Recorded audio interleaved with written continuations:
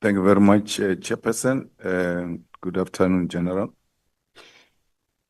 I want to ask very few questions. I think colleagues have dealt with a lot of issues.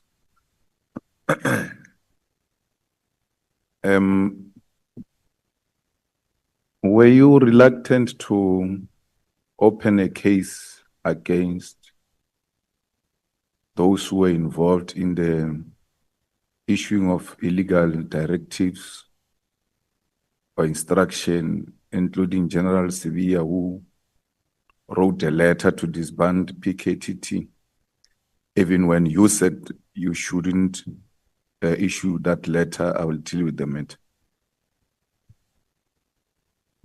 Thanks, Honorable Chair and members. Good afternoon, Honorable Member. No, I wasn't reluctant. After we discovered what is being happening, I appended my signature, I appended my affidavit and give it to the members to open a case, which is it's being open, it's an inquiry, but sure it will end up being a case. No, but General Mkhwanazi says he came to you 3 times and he only got the affidavit when he came for the 3rd time. He had to come himself to Pretoria and wait for you to write an affidavit. So why would he come to you 3 times if you're not reluctant to open a case? You know, I wasn't reluctant, Honorable Chair. I wrote the affidavit, and of course, if there are certain matters that they find that they are not included in the statement, they will ask me to say, what about this? Then I'll amend the affidavit and write it and give it. I was never hesitant, Honorable Chair. I don't think it is correct to say the crime scene is in KZN. The crime scene is in Pretoria. The dockets are taken to Pretoria. The letters are being written in Pretoria.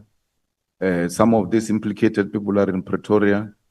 You wait for a general from KZN to come and ask for an affidavit from you instead of you registering or opening a case in Pretoria as a top cop, because these things are happening at the head office, not necessarily in KZN. KZN and General Mkhwanazi tells us that he only comes in when they started touching PKTT. So, meaning these people have been running wrong things there in the head office. And General, you don't open a case until General Mkhwanazi comes. What informs that? Honorable Chair, the opening of the case, we only opened the case after we realized what is happening. Even he didn't open a case before because we didn't know what was happening. After we realized what is happening, then we wrote that's when I appended my affidavit and we look as to where will this be. And we said, well, the team is in KZN and we registered the case there in KZN. It didn't make a difference. But we said the scene is there where it happened. But yeah, that's how we arrived at it. No, General, all of us agree that everything happened after you discovered there is a rot. There's something going on which is wrong.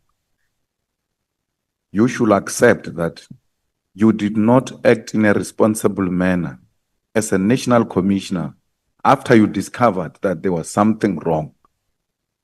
If General Mkhwanazi can open a case, you too had a duty to open a case. Actually, it was supposed to be you, not even General Mkhwanazi, because your deputy in Pretoria is the one who issues illegal instruction. Your minister in Pretoria is the one who issues illegal directives and to deal with the people of KZN. So the crime scene is in Pretoria. That's where it's being operated from. It's not being operated in KZN. It's being operated from the head office.